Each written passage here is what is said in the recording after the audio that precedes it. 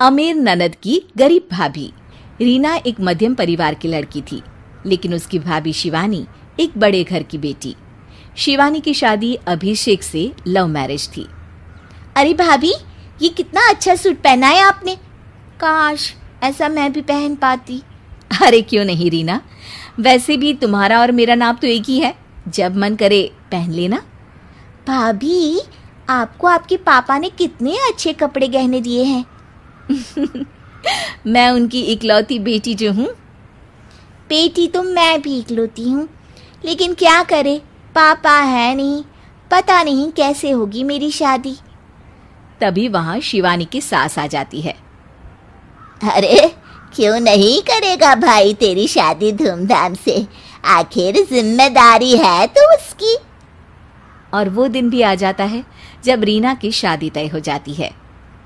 अभिषेक, क्या हुआ?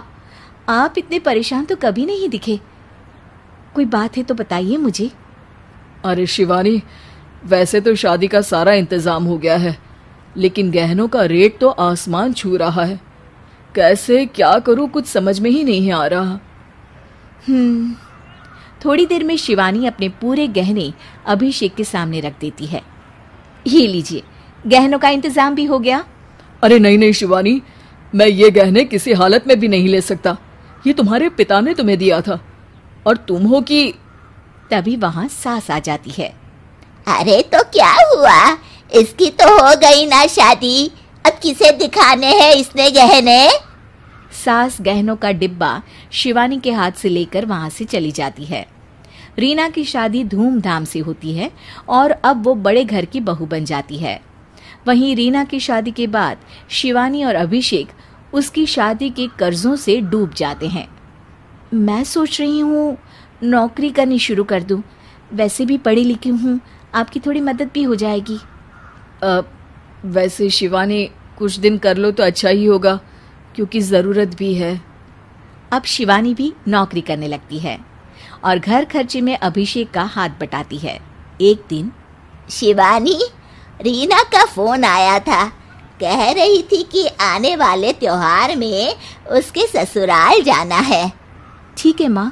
अरे ठीक तो है, लेकिन एक काम कर लेना, उसके सास ससुर से लेकर पूरे खानदान के कपड़े मिठाइयाँ सब ले आना, और हो सके तो रीना के लिए छोटे से कान में पहनने के बूंदे भी। और क्या है ना, शादी में उसे सारी बड़ी बड़ी कान की ज्वेलरी दी थी, घर में पहनने के लिए तो उसके पास कुछ भी नहीं है। शिवानी सोच में पड़ जाती है कि वो क्या करे, क्योंकि कर्जों और घर के खर्चों के बाद तो पैसे बचते ही नहीं थे। शिवानी फिर अपने पिता को फोन करती है और उनसे पैसे मांगती है। देखो शिवानी, मैंने तुम्हें शादी के वक्त ही मना किया था कि ऐसे घर में शादी करनी ही नहीं चाहिए। अरे अभिषेक को शर्म आनी चाहिए जो ससुराल से पैसे मंगवा रहा है। शिवानी को पिता की बात पर गुस्सा आ जाता है।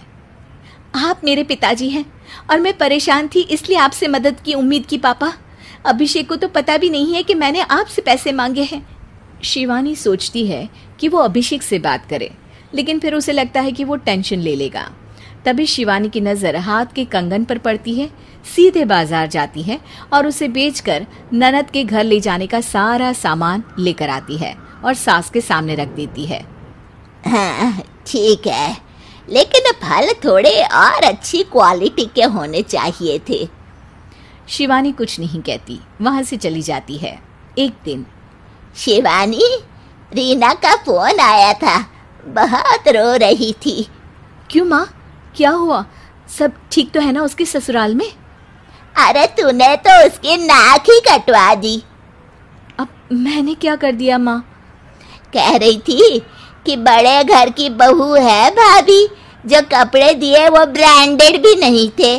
तू तो जानती है ना उन लोगों का पहनावा कितना अच्छा है। तू तो मेरी बेटी का भला कभी सोचती नहीं। हाय भगवान, अरे बड़े घर की बहू है, इसी बात की जलन है ना तुझे, लेकिन याद रख मेरी बेटी का सोचने के लिए भगवान है, तुम लोग कभी उसका बुरा नहीं कर पाओगे। अब शिवानी के मन में सवाल था कि क्या ईश्वर सिर्फ रीना के साथ है, उसके साथ नहीं। लेकिन उसे सुकून था कि वो अभिषेक के साथ उसकी जिम्मेदारियों को निभाने में बराबरी की हकदार है। शिवानी वहां से चली जाती है। वो सास से कुछ नहीं कहती, क्योंकि अमीर घर की बहू बनकर रीना को भले ही सुकून ना हो, लेकिन गरीब घर की बहू बनकर शिवानी खुश है, क्योंकि खुशी पैसों से नहीं परिस्थितियों पर निर्भर करती है।